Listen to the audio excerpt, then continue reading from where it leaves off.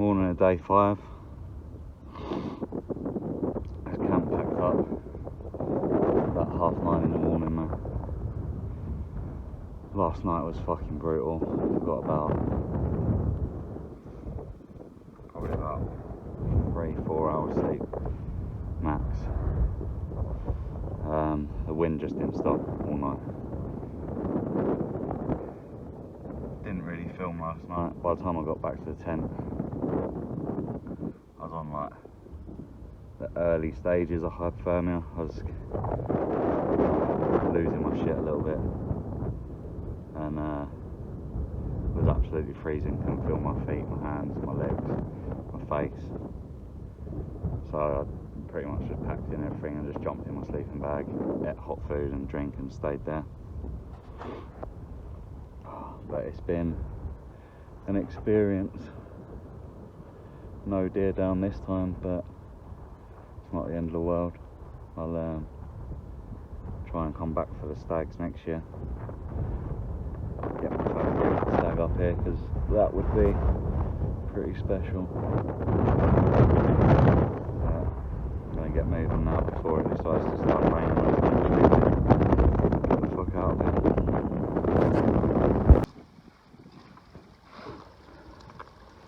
We just got back up onto the semi kind of path that leads all the way along the base of the mountain back out to the car. So got about another 4k from here.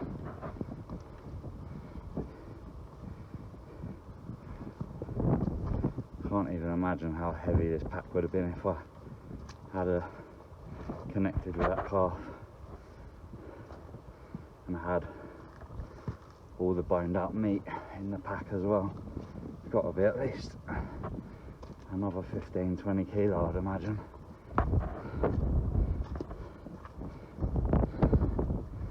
Be in some serious pain right now.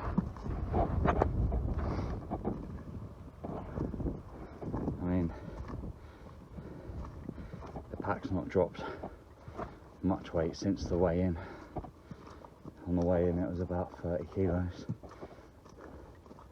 All that's dropped out of it really is 4 days worth of food, which is probably about 2 kilo.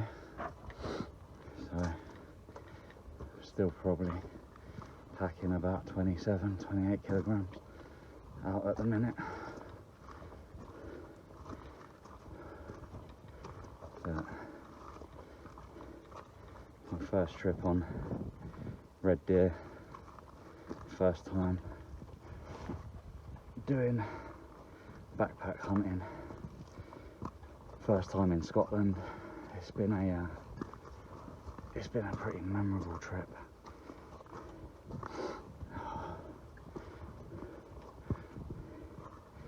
You don't need any kind of trophy to take home from this kind of trip. The memories are pretty much all you need. I've got loads of photos, loads of videos,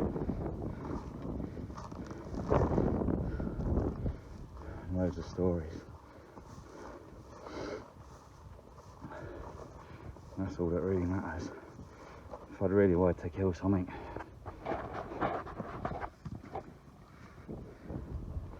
then I would have, because there was a hind on the first day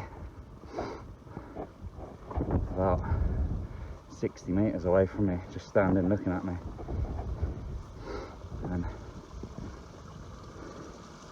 I easily could have got the rifle out and shot it before it had a chance to go too far. But that wouldn't have been what this has all been about, so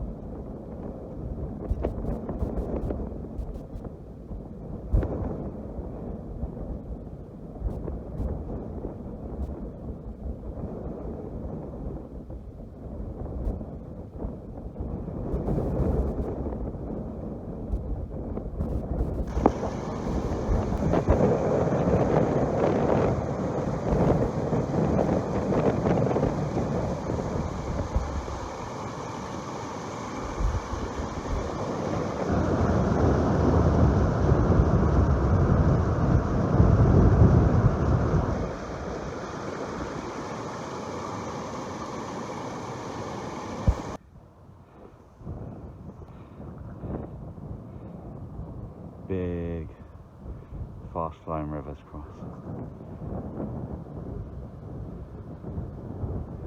Runs all the way down to the sea. It definitely was not that fast flowing on the way in. I'm gonna change for next time. Light a tripod, go carbon fibre, probably smaller tripod too, so it can fold down a little bit better. I mean, the pig tripod I've got is really stable and good, but it is, for this kind of stuff, just a little bit too big and too heavy. Something a little bit smaller and lighter would be ideal. This is not the big river I've got across. This is the little one.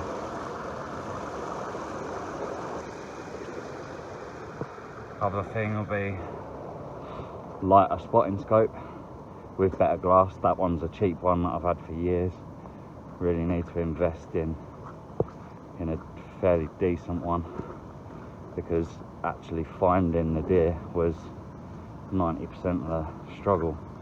You just, winter time, I'm not sure whether summerish time's any different, but winter time you just can't see them. They're invisible, and this river is in. Yeah, I'm definitely not going to be getting across there.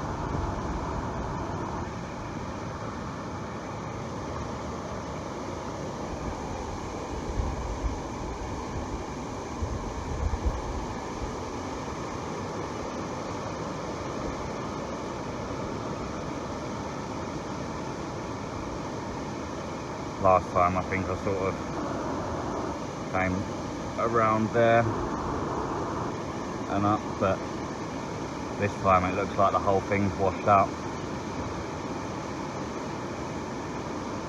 Time for plan B.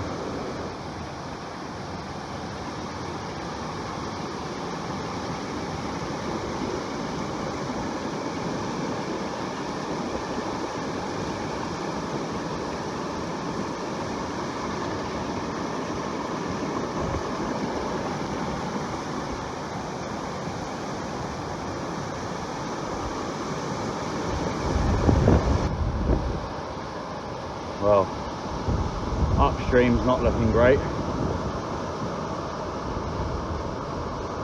Gonna go a little bit further up. Possibly, there might be a crossing point a little bit further up there. But other than that, I'm gonna have to go downstream until I can find somewhere to cross. Well, I'm in the river. I'm going to try and go across here and up over there, but it's pretty fast flowing and very deep in places, so I need to be pretty careful about where I put my feet, but should be alright.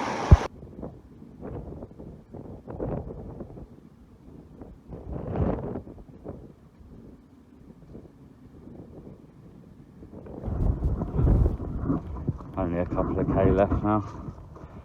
I think pretty much once we get to the skyline there, it starts dropping fairly rapidly off back down to the coastline, which is where the car is, right down in that bay. Hopefully the battery's not dead, because it has been pretty cold and it's been 5 days. Yeah, light a tripod, lighter spotting scope,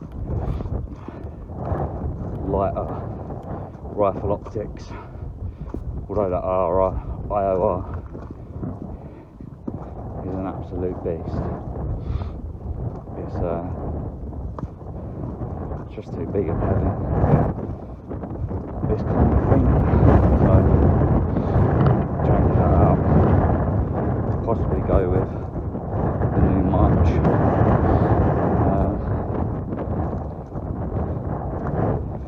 Even the slightly lower power March high power that I was testing a little while ago. That thing's super light, super compact, massive magnification range, massive elevation range, and just absolute top quality glass. So possibly go with something like that.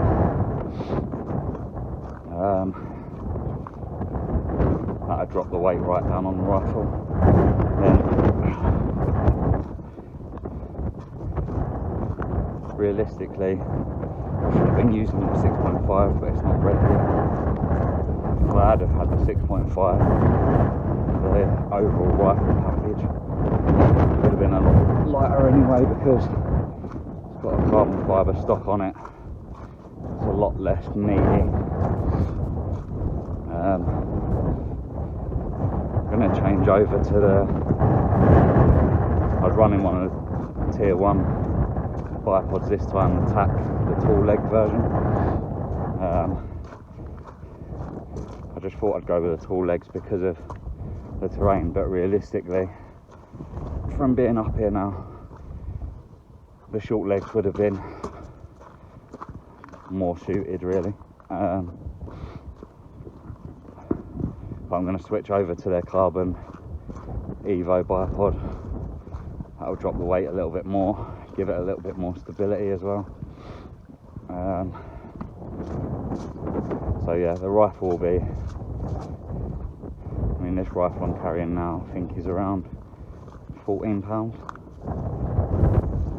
fully loaded, so it's still not overly heavy, but to be running up and down mountains with all day, you can definitely feel it. Something in the sort of 9-10 pound range would be pretty ideal for this, which I think the 6.5 should come in around there with the new scope and the new bipod.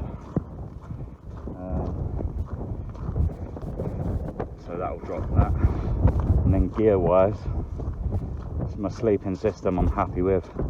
That thing pretty much kept me alive last night. The tent, definitely going to look at, although it held up really well, there were times that wind was 30-40 mile an hour.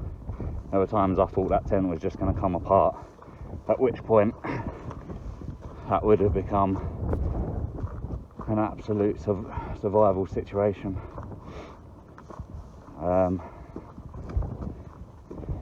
But yeah, the tent held up fine, but it's it weighs 2.1 kilograms, something like that. So there are much lighter options out there. So if I can get something that's down in the 1 kilo range, that's half that weight.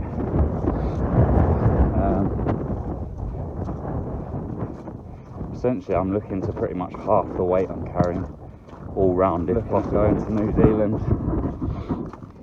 to hunt tahr in the Alps in 2021, again in winter, and that place is a lot more brutal than this, so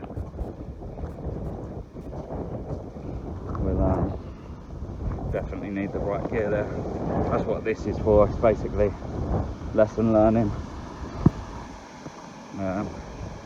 Making sure everything's in order and good to go when it comes to actually going overseas to do the same thing, because if you get over there and have these issues in an environment that is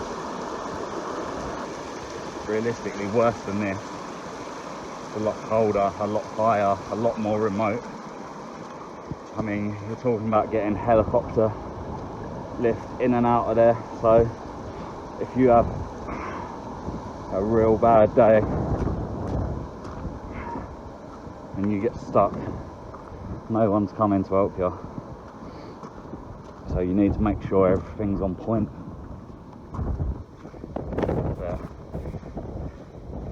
Yeah, that's basically what this is for. It's a learning experience, just to get all my shit in order, ready for 2021. I'm gonna come back here maybe 2 or 3 times next year. Definitely want to get my first red stag here, because that would be an unreal experience. Probably spend a bit longer here to get a stag. Maybe do 6 or 7 days actually on the hill. By then I should have most of the new gear, so I can test it again. I'm going to do a Mark II rucksack or pack, although this one's done pretty well. There's a couple of points that need addressing. Nothing's actually failed or anything on it, and it is fairly comfortable, but needs some refinement. But yeah, come back for the stags. Hopefully, maybe even opening week for the stags. Come up here for a week, get one in the bag. First red stag. Just drop down now, coming into the bay, and that little silver dot in the middle is the car. So about a kilometre left to get back there. Half of that is on the flat down across the bay, so easy going. I finally get to put some dry clothes on. First time in 5 days. I didn't know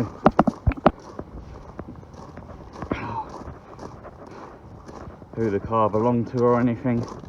They just assumed that someone had gone up onto the hill and not come off, which normally means there's a body on the hill after 5 days. But they were alright. I let them know what was going on. They just said next time just leave a note on the windscreen saying who you are, what you're doing, how long you're going to be, just so that people don't start worrying.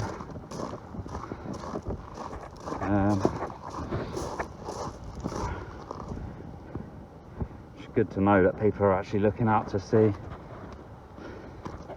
whether people are missing or anything, because like they were just saying, people go up onto that very first hill there and break their ankles, break their legs. Mountain rescue have to come in. People go up into the fairy pools, which are just down that way, like tourists all the time, and there'll be a load of water melt up on the hill, or snow melt up on the hill. The rivers flood and they can't get back out. So yeah, they said they were getting a little bit concerned, but we're back now and it's all good.